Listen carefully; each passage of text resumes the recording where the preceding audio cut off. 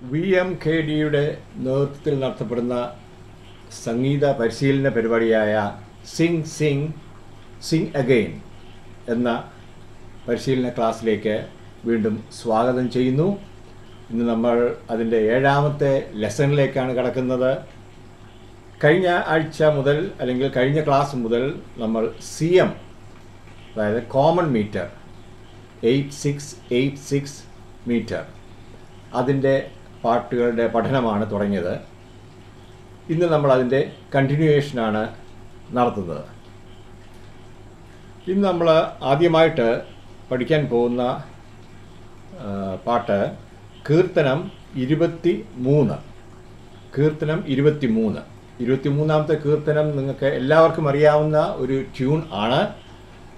അത് അതിൻ്റെ ടൈറ്റിൽ ഭാഗത്ത് നോക്കുകയാണെന്നുണ്ടെങ്കിൽ തന്നെ നിങ്ങൾക്ക് അതിൻ്റെ കാര്യങ്ങൾ മനസ്സിലാവും. അതായത് ഇംഗ്ലീഷിൻ്റെ യഥാർത്ഥ തർജ്ജിമ തന്നെയാണ് അവിടെ കൊടുത്തിരിക്കുന്നത്. How sweet the name of Jesus sounds. അപ്പോൾ നമ്മൾ സാധാരണ പള്ളികളിൽ പാടുന്ന ട്യൂൺ എന്ന് പറയുന്നത് അതിൻ്റെ ട്യൂണാണ്. ഞാൻ ഒന്നൊന്ന് പഠിക്കേൽപ്പിക്കാം. ആ ട്യൂൺ അല്ല നമ്മൾ ഇന്ന് പഠിക്കുന്നത്, വേറൊരു ട്യൂൺ, ഒരു ഓൾട്ടർനേറ്റ് ട്യൂൺ. പക്ഷേ കുറച്ചുകൂടെ ഒരു ഭംഗിയായിട്ടുള്ള ഒരു വേറൊരു ട്യൂണാണ് ഇന്ന് പഠിക്കാൻ നമ്മൾ ആഗ്രഹിക്കുന്നത്. അതിൻ്റെ ഒറിജിനൽ ട്യൂൺ എന്ന് പറയുന്നത്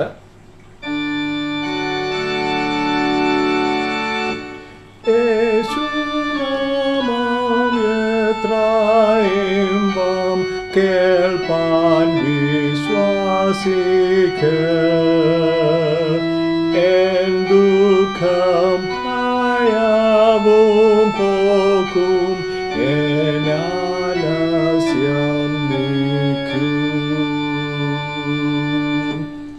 ഇത് കേൾക്കുന്ന എല്ലാവർക്കും ഈ ട്യൂൺ അറിയാമെന്ന് വിചാരിക്കുന്നു.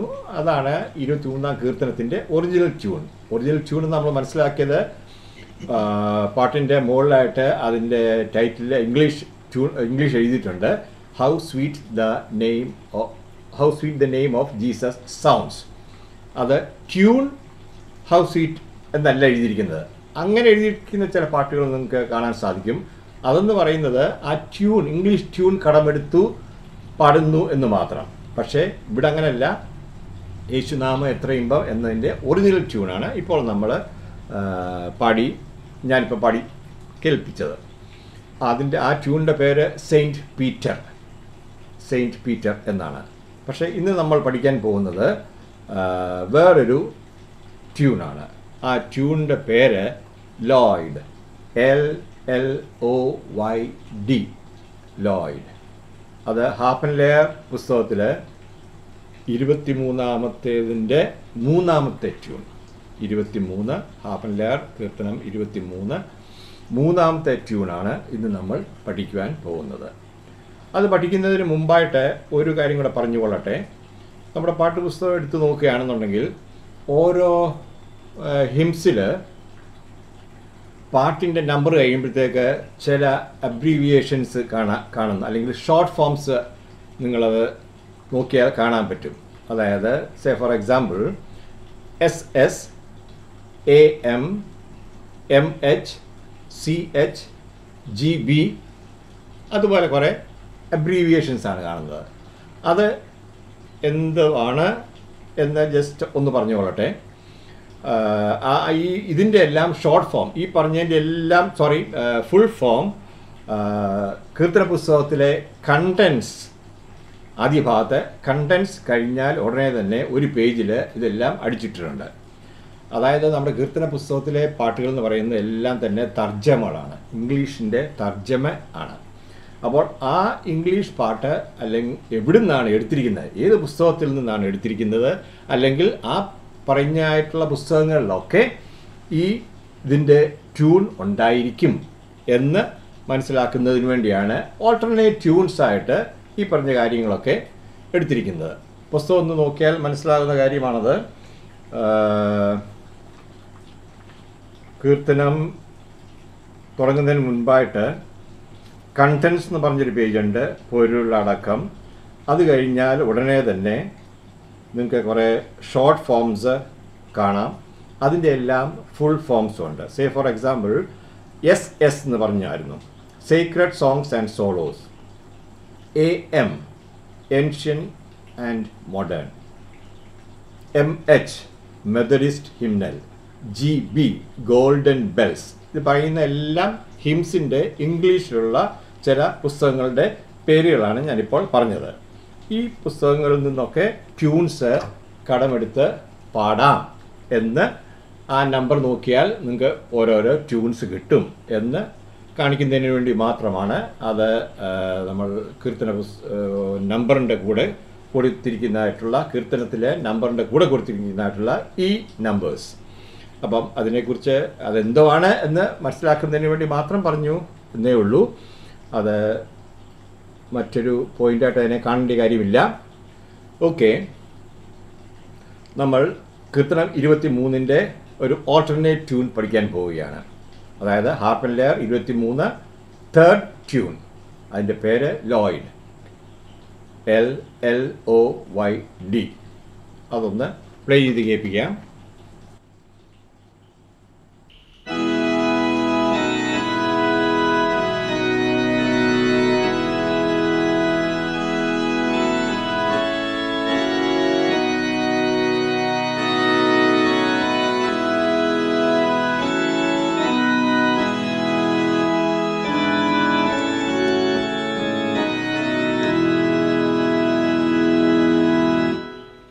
ഒന്നാമത്തെ സ്റ്റാൻസ പാടിക്കേൾപ്പിക്കാം. യേശുനാമം എത്രയിമ്പം കേൾപ്പാൻ വിശ്വസിക്കും എൻ ദുഃഖം ഭയവും പോകും എൻ ആലസ്യം ഒരു പ്രാവശ്യം കൂടി പാടാം, ശ്രദ്ധിക്കാവുന്നതാണ്. യേശുനാമം എത്രയിമ്പം കേൾപ്പാൻ വിശ്വസിക്കും എൻ ദുഃഖം ഭയവും പോകും എൻ ആലസ്യം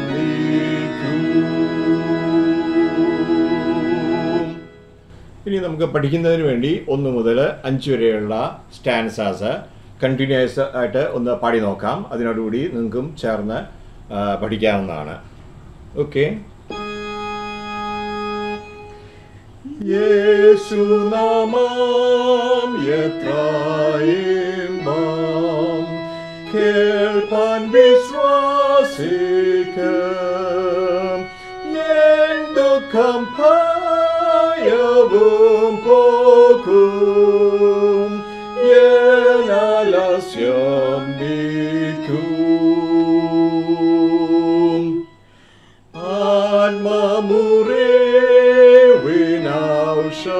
ആത്മമുറിവിനൗഷധം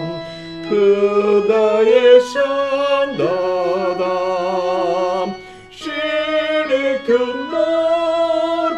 വിശ്രമം വിശക്കുകിൽ മന്ന ആ പാറമേൽ ഞാൻ പണിയും ആ നാമം പരിചാം ആഴമേറും കൃപക്കടൽ ആർക്കും നൽ സങ്കേതം യേശുനാഥ എന്നിടയാം എന്നാചാര്യ ഗുരോ എൻ ജീവൻ വഴിയാന്തമേ എൻ സ്തുതി കേൾക്കണേ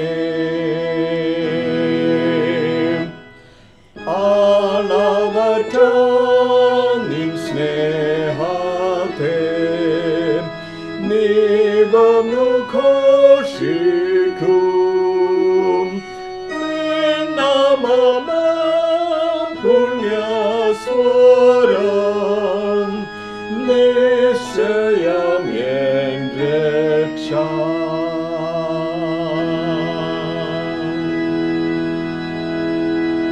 ഓക്കെ, ട്യൂൺ ഏകദേശം മനസ്സിലായി കാണും, പഠിച്ചു എന്ന് വിചാരിക്കുകയാണ്. ഇനിയിപ്പോൾ 4 പാർട്സിൽ പ്ലേ ചെയ്യുകയാണ്. ഞങ്ങൾ അതിൻ്റെ കൂടെ ഒന്ന് പാടാം, നിങ്ങൾക്കും ചേർന്ന് പാടി പഠിക്കാവുന്നതാണ്.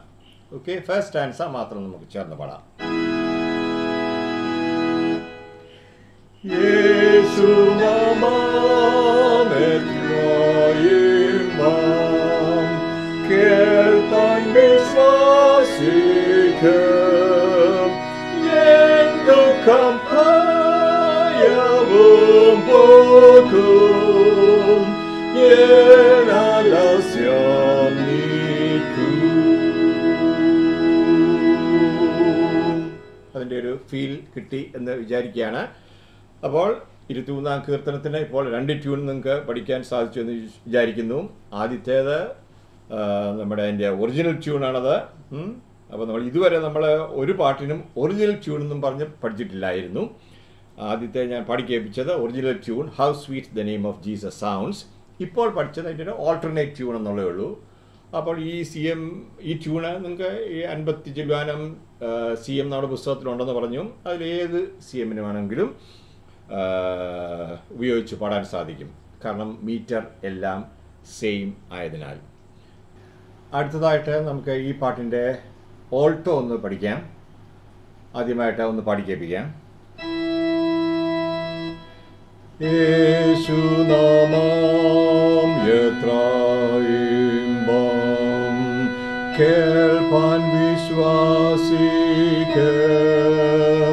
എൻ ദുഃഖം ഭയവും പോക്കും എൻ ആലസ്യം നീക്കും. ഒരു പ്രാവശ്യം കൂടെ പാടി കേൾപ്പിക്കാം. യേശുനാമം എത്രയിമ്പം കേൾപ്പാൻ വിശ്വാസിക്കും എൻ ദുഃഖം ഭയവും പോക്കും എൻ ആലസ്യം നീക്കും. അടുത്തതായിട്ട് ഈ ട്യൂണിൻ്റെ ടെനർ ഒന്ന് പഠിക്കാം. യേശുനാമം എത്രയിമ്പം കേൾപ്പാൻ വിശ്വാസിക്കും എൻ ദുഃഖം ഭയവും പോക്കും എൻ ആലസ്യം നീക്കും. വീണ്ടും അത് തന്നെ ഒന്ന് പാടാം. യേശുനാമം എത്രയിമ്പം കേൾപ്പാൻ വിശ്വാസിക്കും എൻ ദുഃഖം ഭയവും പോക്കും എൻ ആലസ്യം നീക്കും. അടുത്തതായിട്ട് ബേസ് പഠിക്കാം. യേശുനാമം എത്രയിമ്പം കേൾപ്പാൻ വിശ്വാസിക്കും എൻ ദുഃഖം ഭയവും പോക്കും എൻ ആലസ്യം നീക്കും. വീണ്ടും ചേർന്ന് പാടുകയാണ്. യേശുനാമം എത്രയിമ്പം കേൾപ്പാൻ വിശ്വാസിക്കും എൻ ദുഃഖം ഭയവും പോക്കും എൻ ആലസ്യം നീക്കും. ഈ പാട്ടിൻ്റെ മെലഡിയും ബാക്കി 3 പാർട്സും നമ്മൾ പഠിച്ച സ്ഥിതിക്ക് 4 പാർട്സ് പ്ലേ ചെയ്തുകൊണ്ട് നമുക്ക് ഒരു പ്രാവശ്യം കൂടെ പാടാം. പാർട്സിൽ പാടാവുന്നവർക്ക് പാർട്സിൽ പാടി ട്രൈ ചെയ്ത് നോക്കാം. അല്ലാത്തവർക്ക് മെലഡി ഇതിൻ്റെ കൂടെ പാടാവുന്നതാണ്.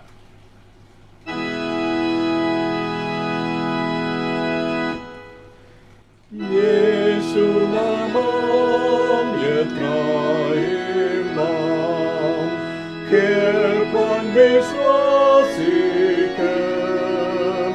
yendo campaiavum pocum, yena lasiam nicum. Repeat. Jesu namam yetraimam, kelpan visvasikem, yendo campaiavum pocum, yena lasiam nicum. അപ്പോൾ ഇന്ന് നമ്മൾ പഠിച്ചായിട്ടുള്ളത് 23-ാമത്തെ കീർത്തനത്തിൻ്റെ ഒരു ഓൾട്ടർനേറ്റ് ട്യൂണാണത്. ആ ട്യൂണും പള്ളിയിൽ പാടാൻ പെട്ടെന്ന് പഠിക്കാവുന്ന ഒരു ട്യൂണാണ്. ഒരു കാച്ചി ആയിട്ടുള്ള ഒരു ട്യൂണാണ്. നമ്മുടെ മനസ്സിൽ അത് പെട്ടെന്ന് നിൽക്കുന്നതായിട്ടുള്ളൊരു ട്യൂണാണ്. അതുകൊണ്ട് അത് നമുക്ക് പഠിച്ച് മുമ്പോട്ട് പോകാം. ഈ പാട്ടിന് മാത്രമല്ല, ഏത് പാട്ടിന് വേണമെങ്കിലും, അത് ഏത് CM വേണമെങ്കിലും അത് നമുക്ക് ഉപയോഗിക്കാവുന്നതാണ്. കാരണം സെയിം മീറ്ററാണ് അവിടെ. CMൻ്റെ ട്യൂൺസ് എല്ലാം അങ്ങോട്ടും ഇങ്ങോട്ടും മാറ്റി ഉപയോഗിക്കാമല്ലോ നമുക്ക്. അതാണല്ലോ നമ്മൾ ആദ്യമായിട്ട് പഠിച്ച ആ ഒരു പ്രിൻസിപ്പിൾ തന്നെ. അതുകൊണ്ട് കൂടുതൽ പാട്ടുകൾക്ക് ഈ ട്യൂണൊക്കെ ഉപയോഗിച്ച് നമുക്ക് പാടാവുന്നതാണ്. കഴിഞ്ഞ ക്ലാസ്സിൽ, അതായത് ലെസൺ 6-ൽ നമ്മളൊരു പുതിയ സിസ്റ്റം ഇൻട്രൊഡ്യൂസ് ചെയ്തായിരുന്നു. ഞങ്ങൾ പാടി കേൾപ്പിക്കുമ്പോൾ അതിൻ്റെ നോട്ട്സ് കൂടെ അല്ലെങ്കിൽ സ്കോർ കൂടെ സ്ക്രീനിൽ വരുന്ന ഒരു സിസ്റ്റം നമ്മൾ ഇൻട്രൊഡ്യൂസ് ചെയ്തായിരുന്നു. അപ്പോൾ അത് അങ്ങനെ സ്കോർ ഇൻട്രൊഡ്യൂസ് ചെയ്തപ്പോൾ അതിനെക്കുറിച്ച് എന്തെങ്കിലും ഒരു ചെറിയ വിവരമെങ്കിലും നമുക്ക് കിട്ടണമല്ലോ എന്ന് ഞങ്ങൾ അതിനെക്കുറിച്ച് ചിന്തിക്കുകയുണ്ടായി. അതുകൊണ്ട് വളരെ ബേസിക് ആയിട്ടുള്ള ചില കാര്യങ്ങൾ, തിയറി വളരെ ബ്രീഫായിട്ട് ഒന്ന് ഇൻട്രൊഡ്യൂസ് ചെയ്യണമെന്ന് ഞാൻ ആഗ്രഹിക്കുകയാണ്. ഇതുപോലൊക്കെ ഒരു നോട്ട്സ് കണ്ടാൽ, ഒരു സ്കോർ കണ്ടാൽ, ഒരു ഹിം ലെവലിൽ എങ്ങനെ നമുക്ക് അതിൻ്റെ അകത്തെ ടൈമിങ് കാര്യങ്ങളൊക്കെ, നോട്ട്സിൻ്റെ വാല്യൂസ്, മറ്റു കാര്യങ്ങളൊക്കെ എങ്ങനെ മനസ്സിലാക്കാൻ സാധിക്കും, ഏത് സിസ്റ്റമാണ് നമ്മൾ ഫോളോ ചെയ്യുന്നത്, ഇതിനൊക്കെ പറയുന്ന പേരുകൾ എന്താണ് എന്നുള്ള കാര്യങ്ങളൊക്കെ വളരെ ബ്രീഫായിട്ട് ഒന്ന് ഇൻട്രൊഡ്യൂസ് ചെയ്യണമെന്ന് ആഗ്രഹിക്കുകയാണ്. സാധാരണ നമ്മുടെ ഡയസിസിലൊക്കെ മെയിനായിട്ട് ഉപയോഗിക്കുന്നതായിട്ടുള്ള നൊട്ടേഷൻ സിസ്റ്റം എന്ന് പറയുന്നത്, അല്ലെങ്കിൽ ഫോളോ ചെയ്യുന്നതായിട്ടുള്ള നൊട്ടേഷൻ സിസ്റ്റം എന്ന് പറയുന്നത് സ്റ്റാഫ് നൊട്ടേഷൻ ആണ്. അതായത് ആ സ്റ്റാഫ് നൊട്ടേഷൻ എന്ന് പറയുന്നതിൻ്റെ അർത്ഥം, ഈ പാടുന്നതായിട്ടുള്ള നോട്ട്സ് സ്റ്റേവിൽ അല്ലെങ്കിൽ സ്റ്റാഫിൽ റെപ്രസെൻ്റ് ചെയ്യുക. Stave STAVE or staff STAFF. സ്റ്റേവിൽ അല്ലെങ്കിൽ സ്റ്റാഫിൽ റെപ്രസെൻ്റ് ചെയ്യുക. എന്താണ് ഈ സ്റ്റേവ് അല്ലെങ്കിൽ സ്റ്റാഫ് എന്ന് പറയുന്നത്? സ്റ്റാഫ് എന്ന് പറഞ്ഞു കഴിഞ്ഞാൽ 5 parallel lines, horizontal lines. 5 parallel lines ഉണ്ടെങ്കിൽ അതിൻ്റെ ഇടയിൽ 4 സ്പേസ് ഉണ്ട്. ആ ഒരു സിസ്റ്റത്തിന് പറയുന്ന പേരാണ് സ്റ്റാഫ് എന്നുള്ളത്. നിങ്ങൾ കഴിഞ്ഞ പ്രാവശ്യത്തെ ഇതിന് യാതൊരു ഐഡിയ ഇല്ലാത്തവർക്ക് വേണ്ടിയാണ് ഈ പറയുന്നതെന്ന് പ്രത്യേകം ഓർത്തോണം. ഇതൊരു പടം എന്നുള്ള രീതിയിൽ മാത്രം മനസ്സിലാക്കിയിരിക്കുന്നവർ, അവർക്ക് യാതൊരു വിധത്തിലുള്ള ബേസിക് തിയറി നോളജും ഇല്ലാത്തവർക്ക് വേണ്ടി മാത്രമാണ് ഇത് ഞാൻ പറയുവാൻ ഉദ്ദേശിക്കുന്നത്. അപ്പോൾ സ്റ്റാഫ് എന്ന് പറയുന്നത് 5 parallel lines, horizontal parallel lines, അതിൻ്റെ ഇടയ്ക്ക് 4 സ്പേസ്. അപ്പോൾ ഈ 5 ലൈനിലോ 4 സ്പേസിലോ അല്ലെങ്കിൽ അതിൻ്റെ മുകളിലോ താഴെയോ ഒക്കെ ആയിട്ട് നോട്ട്സ് പ്ലേസ് ചെയ്യുന്നതിന്, നോട്ട്സ് എഴുതി വയ്ക്കുന്നതിന്, മ്യൂസിക്കൽ നോട്ട്സ് എഴുതി വെക്കുന്ന ആ ഒരു സിസ്റ്റമാണ്, അതിന് പറയുന്ന പേരാണ് സ്റ്റാഫ് നൊട്ടേഷൻ. അപ്പോൾ പലതരത്തിലുള്ള നൊട്ടേഷനുണ്ട്. ഇത് വളരെ കേരളത്തിൻ്റെ തെക്കൻ സൈഡിലേക്കൊക്കെ കൂടുതൽ പ്രോമിനൻ്റായിട്ട് ഉപയോഗിക്കുന്നതായിട്ടുള്ള വളരെ പോപ്പുലറായിട്ടുള്ള ഒരു നൊട്ടേഷൻ രീതിയാണ് ടോണിക് സോൾഫ. അത് ഡോ റേ മി ഫാ സോ ലാ ടി ഡോ, അതിൻ്റെ ബേസിസിൽ പാട്ടുകൾ റെപ്രസെൻ്റ് ചെയ്യുന്ന അല്ലെങ്കിൽ എഴുതി വയ്ക്കുന്നതായിട്ടുള്ള രീതിയാണത്. അത് മധ്യ തിരുവിതാംകൂറിൽ അത്ര പോപ്പുലർ അല്ല. നമ്മൾ ഉപയോഗിക്കുന്നതായിട്ടുള്ള മ്യൂസിക് നോട്ട്സ്, മ്യൂസിക് പുസ്തകങ്ങളിലെല്ലാം സ്റ്റാഫ് നൊട്ടേഷൻ ആണ് ഉള്ളത്. അപ്പോൾ സ്റ്റാഫ് എന്താണെന്നുള്ളത് മനസ്സിലായെന്ന് വിചാരിക്കുന്നു. Staff or stave. 5 parallel lines, horizontal lines, അതിൽ 4 സ്പേസ് ഉണ്ട്. അതിലെല്ലാം കൂടെ നമ്മുടെ പാടുന്നതായിട്ടുള്ള നോട്ട്സ് പ്ലേസ് ചെയ്യുന്നതിന് പറയുന്ന ആ ഒരു സിസ്റ്റമാണ് സ്റ്റാഫ് നൊട്ടേഷൻ. അപ്പോൾ അതിൽ തന്നെ മുകളിലോട്ട് കഴിയുന്നതും മുകളിലോട്ടുള്ള ഭാഗങ്ങളിൽ ഹൈ നോട്ട്സും താഴോട്ടുള്ള ഭാഗങ്ങളിൽ ലോ നോട്ട്സും ആയിരിക്കും എഴുതുന്നത്. സ്റ്റേവിൽ മുകളിലോട്ടുള്ള ഭാഗങ്ങൾ ഹൈ നോട്ട്സിന് വേണ്ടിയും താഴോട്ടുള്ള ഭാഗം ലോ നോട്ട്സിന് വേണ്ടിയും ആയിരിക്കും എഴുതുന്നത്. So high notes at the top and low notes near bottom. Okay, ഇനി മറ്റൊരു ടെർമിനോളജി ഉപയോഗിക്കാൻ ആഗ്രഹിക്കുന്നത് ക്ലഫ്. CLEF, clef. അപ്പോൾ ഈ 5 പാരലൽ ലൈൻസ് വെറുതെ സ്കെയിൽ കൊണ്ട് 5 പാരലൽ ലൈൻ വേണമെങ്കിൽ വരയ്ക്കാം. അപ്പോൾ അതിനെ 2 തരം ക്ലഫായിട്ട് തരംതിരിക്കാൻ സാധിക്കും. അതിന് 2 മാർക്കിങ്സ് നമ്മൾ അവിടെ ഇടാറുണ്ട്. നിങ്ങൾ കഴിഞ്ഞ പ്രാവശ്യത്തെ ഇതിൻ്റെ കൂടെ തന്നെ നിങ്ങൾക്ക് സ്ക്രീനിൽ ഇതിൻ്റെ പടങ്ങളിലൂടെ ഇടുന്നതാണ്. അപ്പോൾ നിങ്ങൾക്ക് മനസ്സിലാകും, അത് മനസ്സിലാക്കി പഠിക്കാവുന്നതാണ്. സോ 2 തരത്തിലുള്ള ക്ലഫ് ആണ് നമ്മളിപ്പോൾ ഹിംസിനൊക്കെ സാധാരണ ഉപയോഗിക്കുന്നത്. Treble clef and bass clef. Treble clef BASS, പക്ഷേ അത് ബാസ് എന്ന് പറയരുത്, ബേസ് എന്നേ പ്രൊനൗൺസ് ചെയ്യാവുള്ളൂ. So treble clef and bass clef. അപ്പോൾ ട്രെബിൾ ക്ലഫിൽ നാം ഉപയോഗിക്കുന്നത് അഥവാ റൈറ്റ് ചെയ്യുന്നത്, പ്ലേസ് ചെയ്യുന്നത് സൊപ്രാനോയും ഓൾട്ടോയുമായിരിക്കും. ട്രെബിൾ ക്ലഫിൽ സൊപ്രാനോ ഹൈ ആണല്ലോ പാടുന്നത്, അതുകൊണ്ട് ആദ്യമേ ഏറ്റവും മുകളിൽ വരുന്നത് എഴുതുന്നതായിട്ടുള്ള നോട്ട്സ് എല്ലാം സൊപ്രാനോ നോട്ട്സ് ആയിരിക്കും.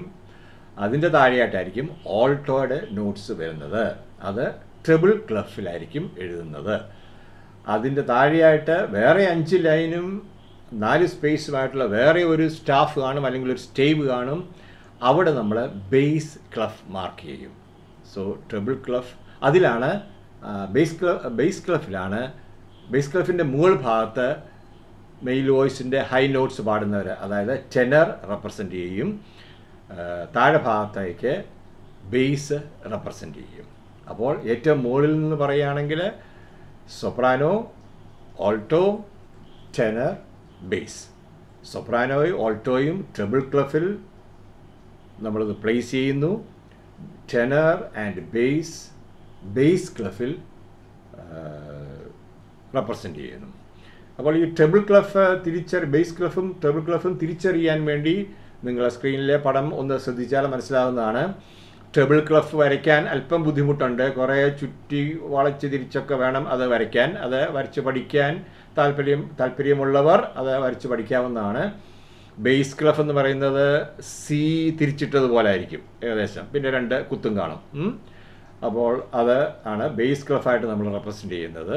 സോ ട്രെബിൾ ക്ലഫും ബേസ് ക്ലഫും വളരെ ഈസി ആയിട്ട് അത് തിരിച്ചറിയാൻ സാധിക്കും. അത് സ്ക്രീനിലെ പടം ഉപയോഗിച്ച് നിങ്ങൾക്കത് മനസ്സിലാക്കാവുന്നതാണ്. സോ വളരെ ബിഗിനേഴ്സിന് വേണ്ടി ഉള്ള ചില പോയിൻറ്റ്സാണ് ഇനിയും ഉള്ള ചില ക്ലാസ്സുകളിൽ പറയുവാൻ ആഗ്രഹിക്കുന്നത്, ഇൻട്രൊഡ്യൂസ് ചെയ്യാൻ ആഗ്രഹിക്കുന്നത്. അത് യാതൊരു വിധത്തിലുള്ള ഐഡിയയും ഈ സ്റ്റാഫ് നൊട്ടേഷനെ കുറിച്ചോ നോട്ട്സിനെ കുറിച്ചോ ഇല്ലാത്തവർക്ക് അത് പ്രയോജനകരമായി തീരും എന്ന് പ്രതീക്ഷിക്കുകയാണ്. സോ ഇന്ന് ഇൻട്രൊഡ്യൂസ് ചെയ്തിട്ടുള്ള വാക്കുകൾ ഞാൻ ഒരിക്കൽ കൂടെ പറയട്ടെ. നമ്മൾ ഉപയോഗിക്കുന്നതായിട്ടുള്ള നൊട്ടേഷൻ സ്റ്റാഫ് നൊട്ടേഷൻ. ആ സ്റ്റാഫ് നൊട്ടേഷൻ അതിൻ്റെ പേര് പറയാൻ കാര്യം, സ്റ്റാഫ് അല്ലെങ്കിൽ സ്റ്റേവ് 5 പാരലൽ ഹൊറിസോണ്ടൽ ലൈൻസും സ്പേസും ഉപയോഗിച്ച് നമ്മൾ നോട്ട്സ് റെപ്രസെൻ്റ് ചെയ്യുന്നത് കൊണ്ട് അതിന് സ്റ്റാഫ് നൊട്ടേഷൻ എന്ന പേര് പറയുന്നു. പിന്നെ ഉപയോഗിച്ച മറ്റൊരു പേര് ക്ലഫ് എന്നുള്ളതാണ്. Sign placed at the beginning of a stave. ഒരു സ്റ്റേവിൻ്റെ ആരംഭത്തിൽ നമ്മളൊരു സൈൻ ഇടും, SIGN, ഒരു സൈൻ ഇടും. ആ സൈനാണ് ഞാൻ മുമ്പേ പറഞ്ഞ ട്രെബിൾ ക്ലഫിൻ്റെ ആയിട്ട് മാറ്റുന്നതും ബേസ് ക്ലഫ് ആയിട്ട് മാറ്റുന്നതും. ആ ട്രെബിൾ ക്ലഫ് ആയിട്ട് മാറുന്നതും ബേസ് ക്ലഫ് ആയിട്ട് മാറുന്നതുമായിട്ടുള്ള ആ 2 പടങ്ങൾ അല്ലെങ്കിൽ 2 സിഗ്നേച്ചേഴ്സ് നിങ്ങളത് മനസ്സിലാക്കണം. അങ്ങനെ അത് രണ്ടും കൂടെ 2 സ്റ്റേവും കൂടെ ചെയ്യുമ്പോഴാണ് 4 പാർട്സും നമുക്ക് റെപ്രസെൻ്റ് ചെയ്യാൻ സാധിക്കുന്നത്. സോ ഓർഗനിസ്റ്റന്മാരൊക്കെ പ്ലേ ചെയ്യുന്ന നോട്ട്സ് നോക്കുകയാണെങ്കിൽ, അല്ലെങ്കിൽ നിങ്ങൾ ഈ ഈ ക്ലാസ്സിൽ തന്നെ ആദ്യമായിട്ട് 4 പാർട്സ് ഇതിൻ്റെ ഇട്ടിരുന്നു. ആ 4 പാർട്സ് നിങ്ങൾ നോക്കിയാൽ ഈ കാര്യങ്ങളൊക്കെ മനസ്സിലാകും. ട്രിപ്പിൾ ക്ലഫും ഉണ്ട്, ബേസ് ക്ലഫും ഉണ്ട്. അത് ഒരുമിച്ച് പോകുന്ന കാര്യങ്ങളാണ്. കാരണം സൊപ്രാനോ, ഓൾട്ടോ, ടെനർ, ബേസ് 4 പാർട്സ് നമ്മൾ ഒരുമിച്ചാണ് പാടുന്നത്. അപ്പോൾ അത് ഒരുമിച്ച് പോകുന്നതായിട്ടുള്ള കാര്യങ്ങളാണ്. അതുകൊണ്ട് വളരെ ബേസിക്കായിട്ട്, വളരെ ഇൻട്രൊഡക്ടറി ആയിട്ട് അത് പറയാൻ ശ്രമിക്കുകയാണ് ചെയ്തത്. ഒന്നും ഇതിനെക്കുറിച്ച് യാതൊരു ധാരണയുമില്ലാത്തവർ ഇതിൻ്റെ അല്പം ധാരണ ഉണ്ടാക്കണം എന്നുള്ള ഒരു ആഗ്രഹത്തോടു കൂടി, അഥവാ ഇങ്ങനൊരു 4 വരയും അല്ലെങ്കിൽ 5 വരയും 4 സ്പേസും കുറച്ച് നോട്ട്സും കറുത്തതും വെളുത്തതായിട്ടുള്ള നോട്ട്സൊക്കെ കണ്ടാൽ ഇതെന്തോ ആണെന്ന് മനസ്സിലാക്കാൻ വേണ്ടി ഉള്ള ഒരു പഠന ക്രമീകരണമാണ് നമ്മൾ ചെയ്തിരിക്കുന്നത്. അതുകൊണ്ട് അത് കൂടുതൽ എല്ലാവർക്കും പ്രയോജനകരമായി തീരും എന്ന് പ്രതീക്ഷിക്കുകയാണ്.